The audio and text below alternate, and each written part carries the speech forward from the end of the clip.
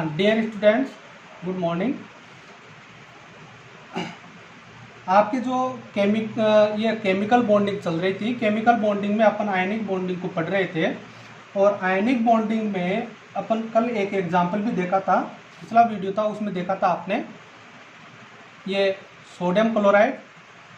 और sodium chloride से ये पहले तो आयंस बने, ठीक है,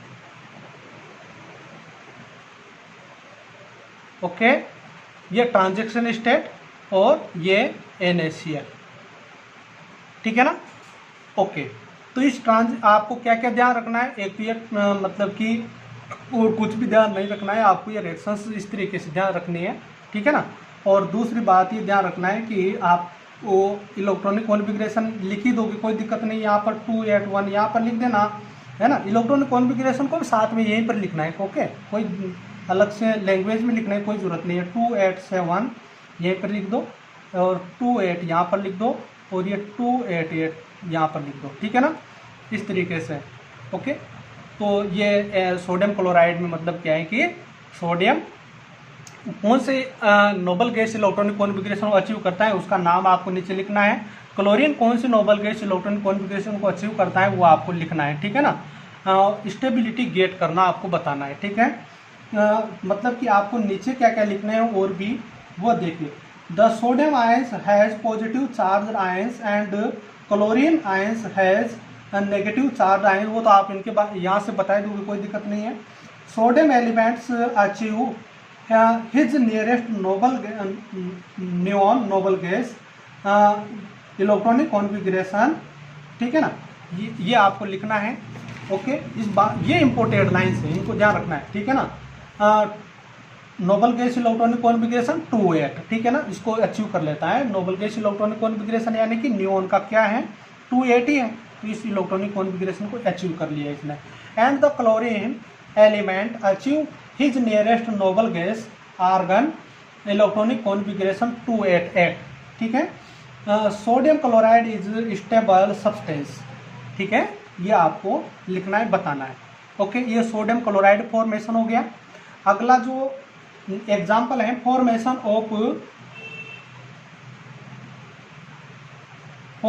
ऑफ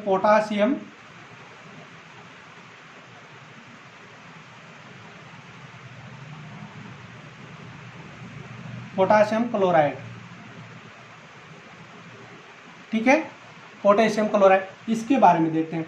अब इसमें भी वही है, अब मतलब क्या है कि पोटेशियम है, ठीक है, इसका आप क्या है कि मतलब इलेक्ट्रॉनिक कॉन्फ़िगरेशन देखोगे तो 2881 ये होता है, ठीक है ना, ओके। इलेक्ट्रॉनिक कॉन्फ़िगरेशन आगे बात समझो पोटेशियम का। और अब ये क्या करेगा, इसका इलेक्ट्रॉनिक ये एटॉमिक नंबर कितना है 19, ठीक है ना, और इस 19 होता है, 19 होता है, यानी कि 2881 ये तो क्लोरीन का है और उसके बाद में एक और भी, ठीक है ना। आगे बात समझ में। अब ये क्या करेगा, एक इलेक्ट्रॉन देगा, बाहर निकालेगा, आउट करेगा, ये 9th क्लास से आप जानते हैं, ठीक है ना। 288 इस तरीके से इलेक्ट्रॉनिक कॉन्फ़िगरेशन क्रिएट कर लेगा, ये आयंस इस तरीके से बनाता है, ठीक है ना। और जो क्लोरीन है, ये क्लोरीन भी इसके साथ में देखो, पोटेशियम क्लोराइड देख रहे हैं अपन, तो पोटेशियम क्लोराइड पोटेशियम और क्लोरीन से बनेगा। तो आपको पोटेशियम का देख लिया और क्लोरीन का भी देखें। क्लोरीन में क्या होता है कि 287 होता है, यानी कि इसको एक इलेक्ट्रॉन की नीड है, तो एक इलेक्ट्रॉन इसको देंगे और एक इलेक्ट्रॉन देंगे, तो ये इस तरीके से आयंस बन जाएगा, यानी कि नेगेटिव आयंस, ठीक है ना, 288, ओके, ये बन गया। अब ये तो इन दोनों एलिमेंटों की अपन ने अलग अलग आयंस बना करके देखें।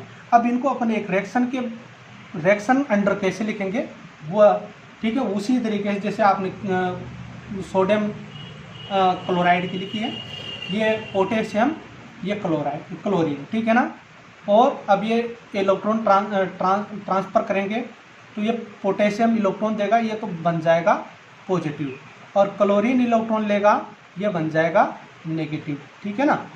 आगे बात समझ, यानी कि वो जो दोनों फर्स्ट और सेकंड रिएक्शन अभी मैंने जस्ट आपको बताई है, वो दोनों रिएक्शन अब यहाँ पर मिक्स कर दी है, ठीक है ना, ओके। तो यहाँ पर आप क्या है कि इलेक्ट्रॉनिक कॉन्फ़िगरेशन पहले यहाँ पर भी लिख सकते हैं, कोई दिक्कत नहीं है, 2881 और इसका 287, ठीक है ना, और यहाँ पर लिखेंगे तो 288, ठीक है ना, और इसका लिखेंगे तो 288, ठीक है ना, ओके। और क्या बन जाएगा, ये इस तरीके से अट्रैक्शन हो करके पोटेशियम क्लोराइड बन जाएगा। इसमें क्या ध्यान रखिए, तो इसकी इक्वेशन हो गए, क्या ध्यान रखेंगे, देखो दोनों ही जो एलिमेंट हैं पोटेशियम और कैल्शियम, ठीक है, या क्लोरीन सॉरी, दोनों ही अपनी nearest noble gas electron configuration get करते हैं और दोनों ही एक ही नोबल गैस इलेक्ट्रॉनिक कॉन्फ़िगरेशन को गेट करें, मगर फिर भी आपको दोनों के लिए अलग अलग लाइन लिखनी है, ठीक है ना। ऐसा नहीं कि दो मतलब कि बहुत वो वर्ड नहीं लगाना है आपको, यहाँ पर दोनों के लिए इंडिविजुअल लिखना है, ठीक है ना। The potassium element achieve his nearest noble gas electronic configuration of argon, ठीक है ना, okay. And chlorine element achieve his nearest noble gas electronic configuration of argon, ठीक है ना। तो दोनों के लिए इंडिविजुअल लिखना है आपको, ओके, दोनों के लिए बोझ लगा करके नहीं लिखना है ना। अगर दोनों मान लो किस तरीके से सेम भी आ रही है, तब भी डिफरेंट आ रही है तब तो कोई दिक्कत है नहीं। अभी जैसे क्लोरीन और सोडियम का देखा था, दोनों के लिए डिफरेंट थी, ठीक है ना, तब तो आपको इंडिविजुअल लाइन लिखेंगे। मगर इस तरीके से अगर सेम कंडीशन आ रही है ना, दोनों के लिए एक इक्वलिटी आ रही है, तब भी आपको इंडिविजुअल लाइन ही लिखनी है, ठीक है ना, okay. Potassium chloride is stable substance, वो तो मतलब स्टेबल सब्सटेंस होना ही है, ठीक है ना, क्योंकि नोबल गैस इलेक्ट्रॉनिक कॉन्फ़िगरेशन को गेट करके ये बना है, तो स्टेबल तो होना ही है, ठीक है ना। तो आपको मतलब कि नोबल गैस इलेक्ट्रॉनिक कॉन्फ़िगरेशन है ना, उसको अचीव करना बताना है, इम्पोर्टेंट, कि किस को कौन सी गैस को अचीव कर रहा है, ये कौन सी नोबल गैस। आगे बात समझ में, ओके। इसी तरीके से मैग्नीशियम ऑक्साइड है, इसको आप बना करके देखना, ठीक है ना। मैग्नीशियम कौन सी इसको अचीव करता है और ऑक्सीजन जो है वो किसको अचीव करता है, वो भी आपको देखना है, ठीक है ना। ये 3-4 एग्जाम्पल थे, ये आपको मैंने कहा है कि आयनिक बॉन्डिंग के लिए बता दें, या आयनिक बॉन्डिंग आपकी खत्म हो गई है, ठीक है ना। अब ये ट्रांजैक्शन स्टेट होती क्या है, ठीक है ना, इसके बारे में शॉर्ट डेफिनेशन लिखी हुई है, उसको भी आप देख लीजिए। The transaction state is middle and high energy level state between reactant and product. मतलब कि ट्रांजैक्शन स्टेट क्या है, ये दोनों ही यहाँ पर देखिए, ये सोडियम, ये मैग्नीशियम वाला दिखा देता हूँ चलो आपको, ठीक है ना, मैग्नीशियम और प्लस ये ऑक्सीजन, ठीक है ना। इसका क्या है कि इलेक्ट्रॉनिक कॉन्फ़िगरेशन क्या है, इसका होता है 282, ठीक है, और इसका होता है 26, ठीक है ना। अब इसको 2 इलेक्ट्रॉन चाहिए, इसको 2, ये 2 इलेक्ट्रॉन देता है, ठीक है ना। पहली आयंस बनेंगे, आयंस यानी कि ये ट्रांजैक्शन स्टेट बनेगी +2 और ये -2, ठीक है ना, ये बन जाएगी ये ट्रांजैक्शन स्टेट, ओके। और बाद में ये क्या बनेंगे, मैग्नीशियम ऑक्साइड, ये बन जाएगा, ओके। अब ध्यान दीजिए, इसमें इस ट्रांजैक्शन स्टेट की बात करें, ये होती क्या है। ट्रांजैक्शन स्टेट एक तो मिडिल स्टेज है, किनके बीच में, इसके प्रोडक्ट और रिएक्टेंट दोनों के बीच में, ठीक है ना। ये इसकी एनर्जी दोनों से ज़्यादा होती है, ठीक है, दोनों से ज़्यादा होती है, इनसे भी ज़्यादा होती है और इनसे भी ज़्यादा होती है, ठीक है। यहाँ पर जो यानी कि एक तरीके से जो ग्राफ बनता है ना, वो ग्राफ कैसा बनता है कि रिएक्टेंट जो होते हैं ना, रिएक्टेंटों की एनर्जी, ये रिएक्टेंटों की एनर्जी, ठीक है ना, और ये रिएक्टेंट पहले तो क्या है कि हाई एनर्जी पर जाएंगे, ठीक है ना, और फिर ये वापस क्या है कि लो एनर्जी पर आएंगे। ये प्रोडक्ट है, ये क्या है, प्रोडक्ट, ये रिएक्टेंट, ठीक है ना। और यहाँ पर बनती है क्या, ट्रांजैक्शन स्टेट यहाँ पर बनती है। तो यानी कि जो इसकी एनर्जी होती है ना, वो क्या है कि प्रोडक्ट और रिएक्टेंट दोनों से ज़्यादा होती है, और प्रोडक्ट की जो एनर्जी होती है ना, वो रिएक्टेंट से कम होती है, इसी वजह से वो स्टेबल होता है।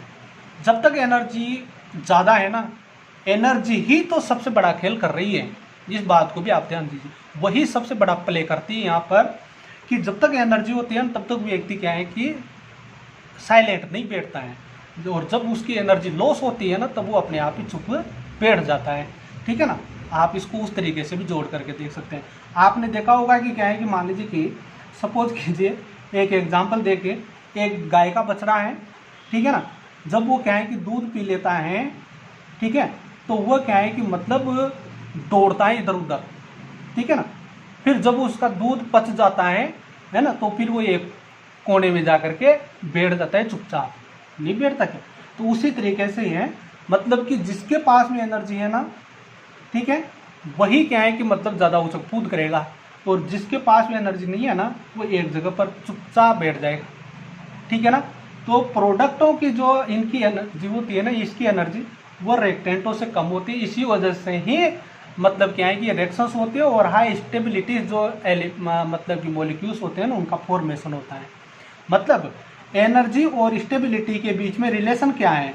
एनर्जी और स्टेबिलिटी के बीच में इनके दोनों के बीच में जो रिलेशन है ना, वह इन्वर्सली प्रोपोर्शनल है, कि अगर एनर्जी ज़्यादा है तो स्टेबिलिटी कम होगी, और एनर्जी कम है तो स्टेबिलिटी ज़्यादा होती है, ठीक है ना।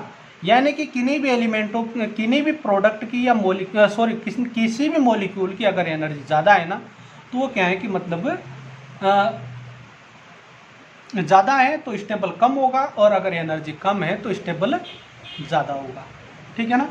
तो इन दोनों के बीच का ये रिलेशन होता है।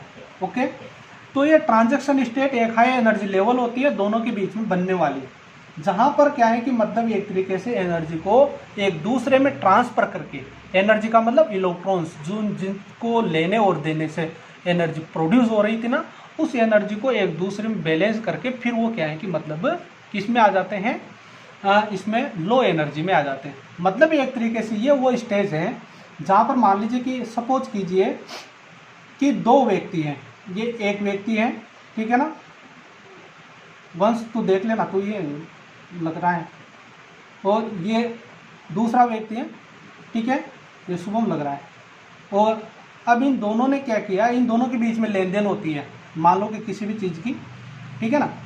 अब किसी भी चीज़ की लेन देन हो रही है तो क्या होगा, मान लीजिए कि कुछ भी ले रहे हैं दे रहे हैं, सपोज कीजिए कि इसने क्या है कि टेबल बनाई है और ये टेबल के पैसे दे रहा है, ठीक है ना। अब टेबल के पैसे दे रहा है तो यहाँ पर क्या होगा कि इसके पास में ये टेबल है और इसके पास में ये पैसे हैं, तो यानी कि ये भी इसको पैसे देगा और ये भी इसको टेबल देगा। तो ये वाली जो यहाँ पर न तो टेबल इसकी है, न ये पैसे इसके हैं, और न ये टेबल इसकी है न इसकी है, मतलब कि एक तरीके से दोनों के बीच में है, ठीक है ना। आगे बात सुन, तो ऐसी स्टेज जहाँ पर मतलब क्या है कि दोनों का एक तरीके से मिड होता है, जहाँ पर न तो किसी का कुछ है और न अपन ये नहीं कह सकते कि ये इसका है कि या इसका है, ठीक है ना, और दोनों ही एक तरीके से बीच में है, तो उस कंडीशन को अपन कहेंगे ट्रांजैक्शन स्टेट। और इस कंडीशन यहाँ पर इस सिचुएशन पर जो एनर्जी होगी ना वो भी ज़्यादा होगी। क्यों? क्योंकि यहाँ पर अपन ये भी अभी जैसे इसकी बात करें, ये है ना, और ये दूसरा, ठीक है, ये और ये शुभम और ये वंश है। अब दोनों क्या कर रहे हैं, अपन यहाँ पर ये टेब इसके लिए बात करें, इसके लिए तो ये पैसे तो इसके हैं, मगर अपन यहाँ पर ये भी कह सकते हैं कि टेबल शायद हो सकती है इसकी हो, ठीक है ना। यहाँ पर भी दोनों कि ये टेबल इसकी है मगर ये टेबल देगा तो पैसे इसके होंगे, ठीक है ना। मतलब कि अपन क्लियरली नहीं कह सकते हैं कि टेबल इसकी है पैसे इसके हैं, या पैसे इसके हैं टेबल उसकी है, ठीक है ना। तो दोनों के बीच में एक मतलब कि कोलाइडल स्टेज बन रही है ना, तो उसको कहेंगे अपन ट्रांजैक्शन स्टेज, ठीक है। जब क्लियर हो जाएगा बाद में जा करके, ठीक है ना, कि ये टेबल तो इसके पास में आ जाएगी और पैसे इसके पास में चले जाएंगे, तो फिर दोनों के बीच में एक तरीके से क्लीन काम हो जाएगा, तो उसको कहेंगे अपन फिर एक रिजल्ट, ठीक है ना, और वही होगा प्रोडक्ट, ठीक है ना। अब कुछ भी नहीं रहा, ठीक है, तेरा मामला तेरे पास, मेरा मामला मेरे पास, ठीक है ना। ओके, ये तो ट्रांजैक्शन स्टेट इस ओके। अब ध्यान दीजिए, इसको मैं पढ़ करके बता देता हूँ ट्रांजैक्शन स्टेट को। The transaction state is middle and high energy level stage between reactant and product where does formation of electrons from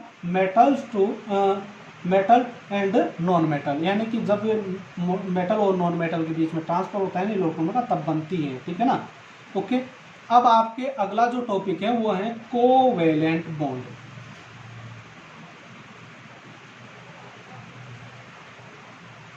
covalent bond, ठीक है। इस कोवेलेंट बॉन्ड को अपन देखते हैं। कोवेलेंट बॉन्ड में क्या होता है, इलेक्ट्रॉनों की शेयरिंग होती है। क्या होती है, इलेक्ट्रॉनों की शेयरिंग। ठीक है ना, कि कोई भी एक एलिमेंट है, ठीक है ना, दूसरा कोई एलिमेंट है, अभी अभी मैंने बताया था आपको। ठीक है ना। हाँ, अब उसको भी थोड़ा ध्यान रखना आप, किसको, आयनिक बॉन्ड को भी। आयनिक बॉन्ड में एक एलिमेंट इलेक्ट्रॉन देता है, ठीक है ना, उसके पास में एक्स्ट्रा इलेक्ट्रॉन होता है, और दूसरे एलिमेंट को इलेक्ट्रॉन की नीड होती है। ठीक है ना, क्लियरली इलेक्ट्रॉन एक एलिमेंट से दूसरे एलिमेंट के लिए ट्रांसफर होता है, मगर यहाँ पर दोनों को ही इलेक्ट्रॉनों की नीड होती है।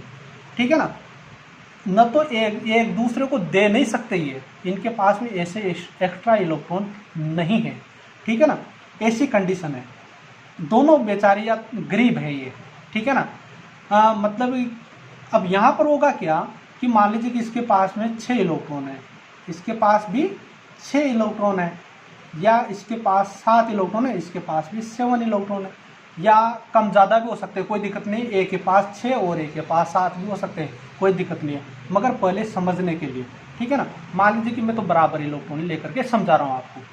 ठीक है ना।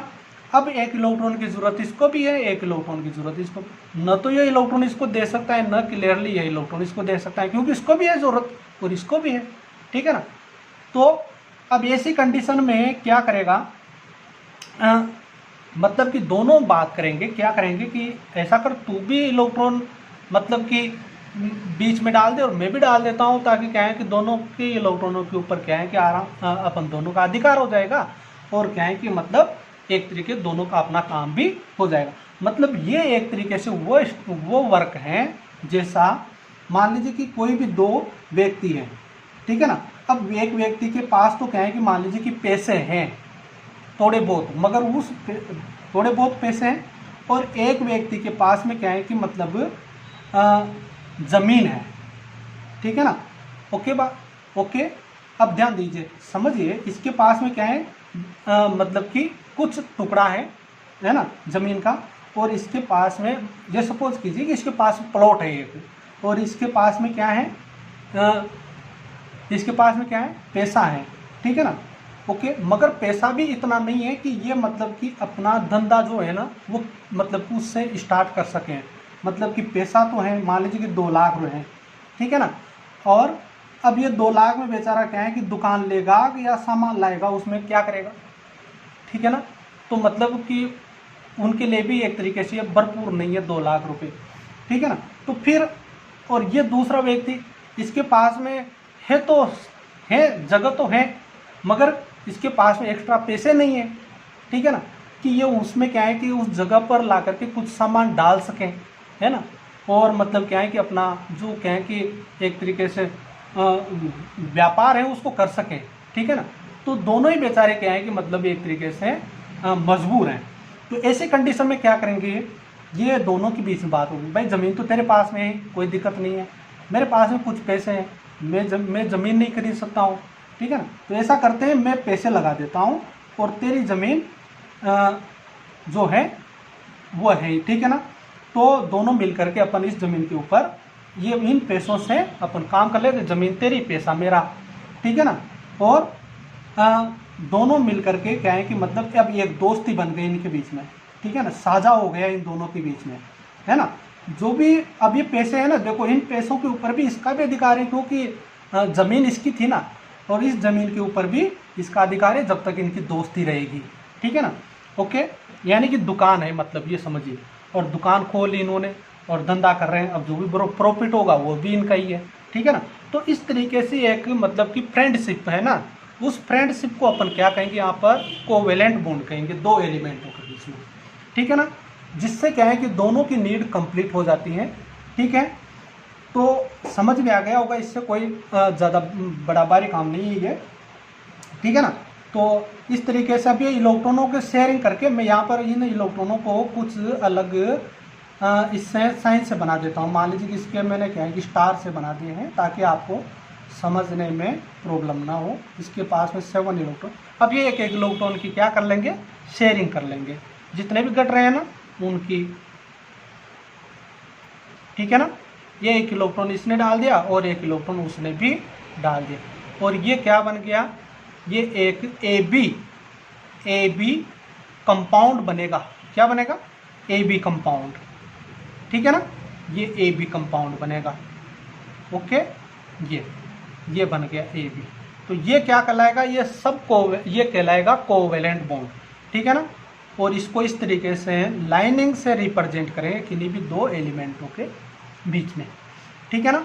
अगर एक एक इलेक्ट्रॉन की शेयरिंग हो रही है तो एक लाइन से रिप्रेजेंट करेंगे। या मान लीजिए कोई दो एलिमेंट है, दो इलेक्ट्रॉनों की शेयरिंग हो रही है, मान लीजिए इनके पास 6 इलेक्ट्रॉन होते हैं तो दो इलेक्ट्रॉनों की शेयरिंग होती, तो फिर उस कंडीशन पर अपन दो लाइनें लगाते हैं, यानी कि डबल बॉन्ड, ठीक है ना। अगर 3 इलेक्ट्रॉनों की शेयरिंग होती, ठीक है ना, तो फिर दोनों के बीच में अपन 3 बॉन्ड लगा देते। इस प्रकार से जब एक इलेक्ट्रॉन की शेयरिंग होकर के बॉन्ड बनता है तो उसको सिंगल कोवेलेंट बॉन्ड कहते हैं। दो इलेक्ट्रॉनों की शेयरिंग होकर के बॉन्ड बनता है तो उसको डबल कोवेलेंट बॉन्ड कहते हैं। 3 इलेक्ट्रॉनों की शेयरिंग होकर के अगर बॉन्ड बनता है तो उसको ट्रिपल कोवेलेंट बॉन्ड कहते हैं, ठीक है ना। आगे बात समझ में, 3 से ज़्यादा नहीं है, ठीक है ना, 3 से ज़्यादा इतने इलेक्ट्रॉन शेयर नहीं होते हैं, है ना। ओके, हाँ, अब आगे देखिए। तो अपन टाइप ऑफ अब कोवेलेंट बॉन्ड पढ़ते हैं और एग्जांपल भी देखेंगे ताकि आपको और भी ज़्यादा समझ में आ जाएगा, ठीक है ना। टाइप ऑफ कोवेलेंट बॉन्ड, ठीक है। अब 3 प्रकार के कोवेलेंट बॉन्ड है। एक तो सिंगल कोवेलेंट बॉन्ड, ठीक है ना, और दूसरा है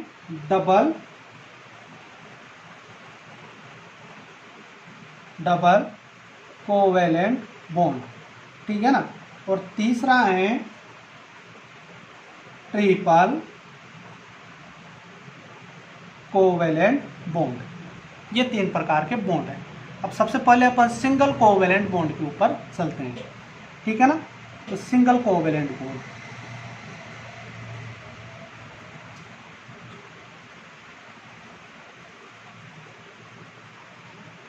कितना मिनट में एक मिनट। सिंगल कोवेलेंट बॉन्ड, अब सिंगल कोवेलेंट बॉन्ड में क्या होगा, इसकी डेफिनेशन देखिए आप। सिंगल कोवेलेंट बॉन्ड, एक ये तो आपने समझ लिया कि कोवेलेंट बॉन्ड एक फ्रेंडशिप बॉन्ड है, मतलब कि इलेक्ट्रॉन दोनों के द्वारा ही साझे में डाले जाएंगे, ठीक है ना, दोनों की कंट्रोलिंग होगी डाले गए इलेक्ट्रॉनों के ऊपर, ठीक है। Single covalent bond is formed by sharing of 1 pair of electrons between 2 atoms. 1 pair electrons का मतलब होते हैं एक जोड़ी इलेक्ट्रॉन। एक जोड़ी इलेक्ट्रॉन का मतलब 2 इलेक्ट्रॉन, ठीक है ना, यानी कि 2 एलिमेंटों के बीच में एक पेयर इलेक्ट्रॉन्स का शेयरिंग होगी, ठीक है। Each atoms contributing 1 electrons and sharing, ठीक है ना, मतलब कि एक इलेक्ट्रॉन्स देंगे वो वहाँ पर शेयर में। Single bond is represent by a short line, इस प्रकार से रिप्रेजेंट करेंगे, ठीक है ना, दोनों एलिमेंटों के बीच में। ओके, अब एग्जांपल देखो इसका। Formation of